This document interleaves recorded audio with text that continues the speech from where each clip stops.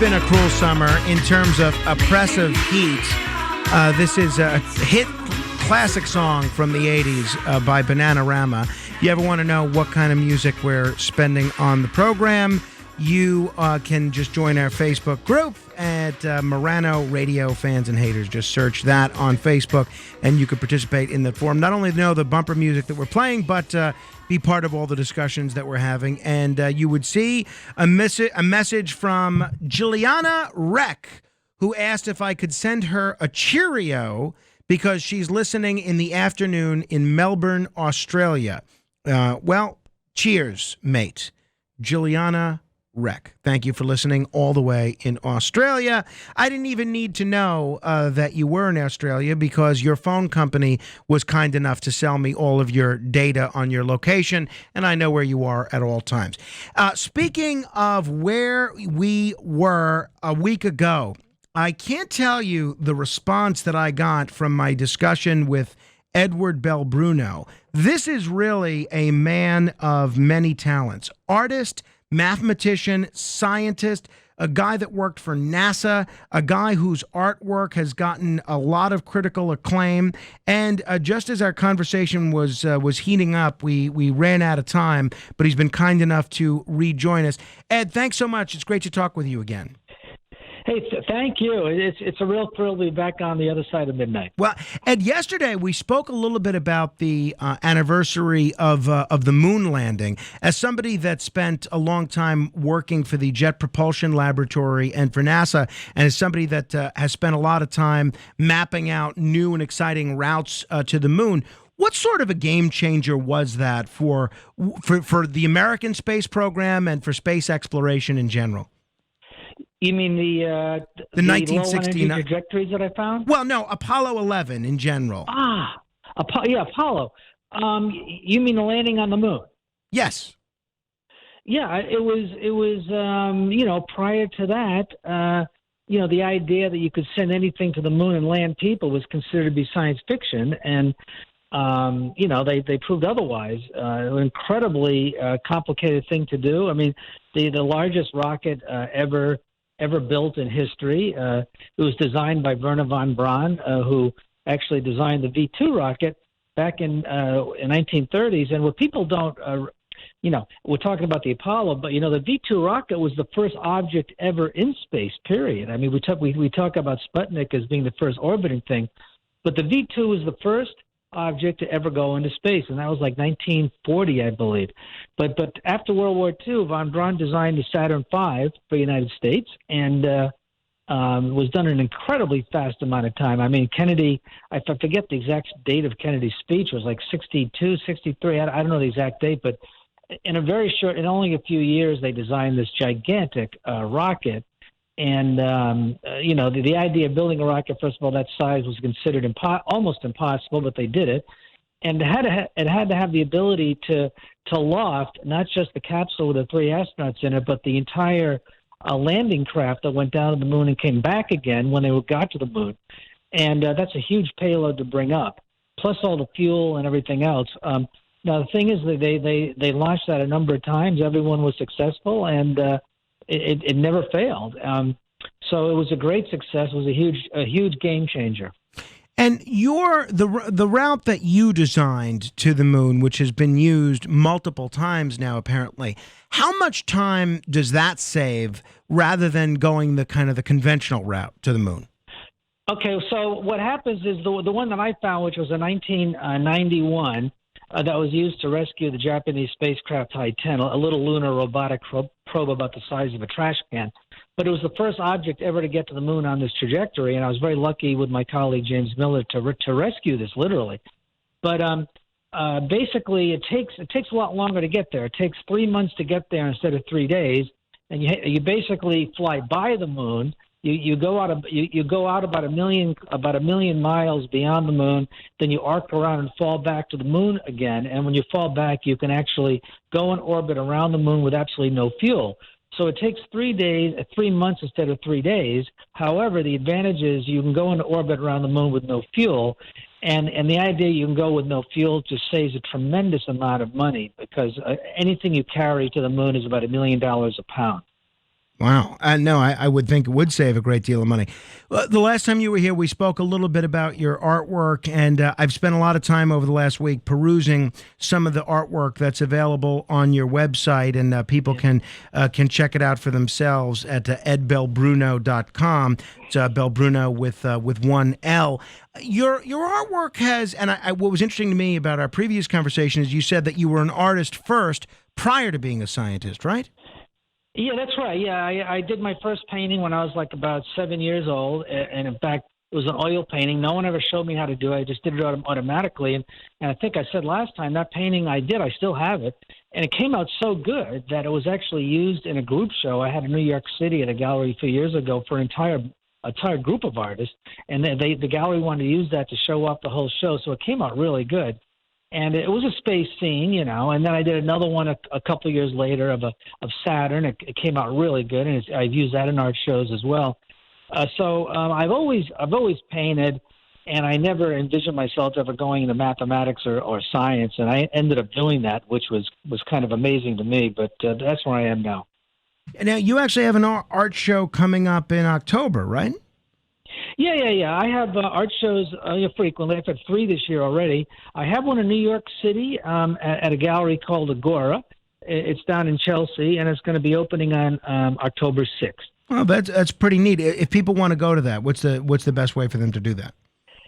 You just go to the Agora Gallery. It's agora.com, I believe, or you just Google Agora, and at around that time they'll have the information about it. But it's right down there. I think on 20, what is it? Around 23rd Street? Yeah, about 23rd. I think 25th, actually. 25th and 10th, around there. But it's called Agora. It's easy to find. Now, you had just begun to tell us this story of your encounter in the Wyoming desert, where you were traveling with a friend, and you encountered a UAP. Briefly, tell us again what happened back in, I guess it was around 1991? It was in 1991. That's right. So what had happened, I'll just briefly describe it again. Is that okay? Please, yes, go ahead. Yeah, I don't want to repeat myself, but I guess there could be some other sure, listeners. Absolutely. Get new listeners all the time. Okay. Yeah. Okay. So when I was working at JPL back then, I had designed this route to the moon, and the whole design of this was kind of strange to begin with because there was a lot of politics involved, and it was one of these things where I designed. I was the first. I'm not bragging, but I was the first to apply chaos theory to space travel. And my theory was not appreciated at the time. I'll just leave it like that. So I found myself leaving JPL. And right around when that was happening, I had the opportunity to literally apply my work to an errant Japanese lunar probe. Back in 1991, Japan wanted to be the third country in history to orbit something to the moon. It was back in 1990, actually, and it was called Hiten, Hiten, and it had a little spacecraft on it called Hogoromo, and that pair went orbited the Earth at the same time. And this was in January 90, no, actually it was 91. I'm sorry, it was 1990. Excuse me, everyone. It's late at night. I hear you. Believe me. Yeah, and so they launched up as a pair, and they're orbiting the Earth, and the idea was the small one, Hogoromo, departed from the other one, which was called Hiten, about the size of a desk. Hogoromo was about the size of a grapefruit. And it went off to the moon on the standard route that we were talking about earlier. It takes 3 days to get there, but it didn't work right.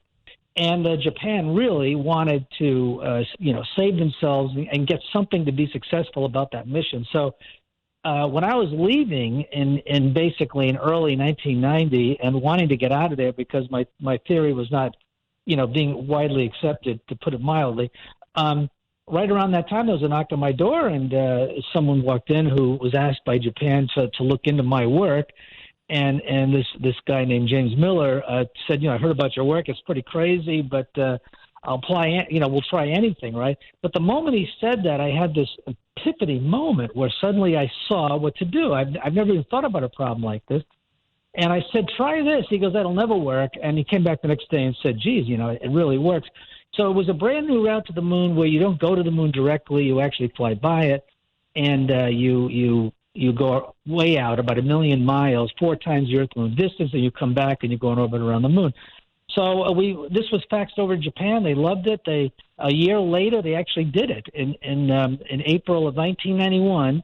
They actually took High-10 out of Earth orbit, and this route that I designed basically used no fuel at all.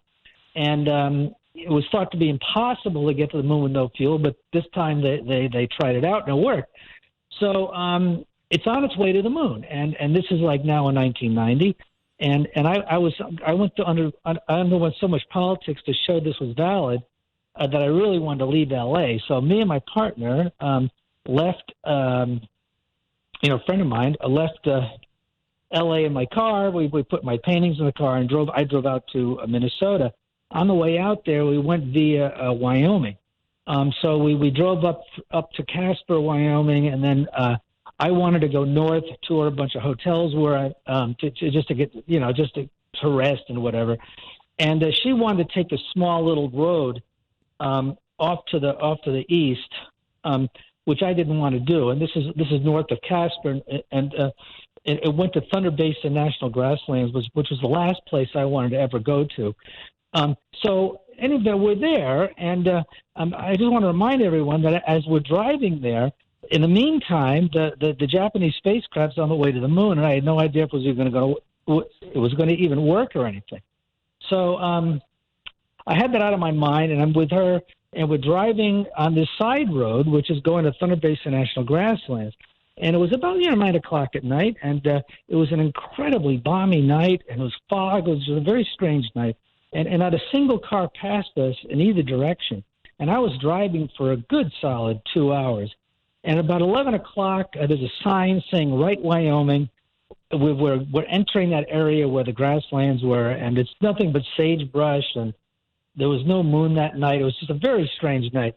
So in any event, the Thunder Basin goes down into a basin, and it just gently goes down.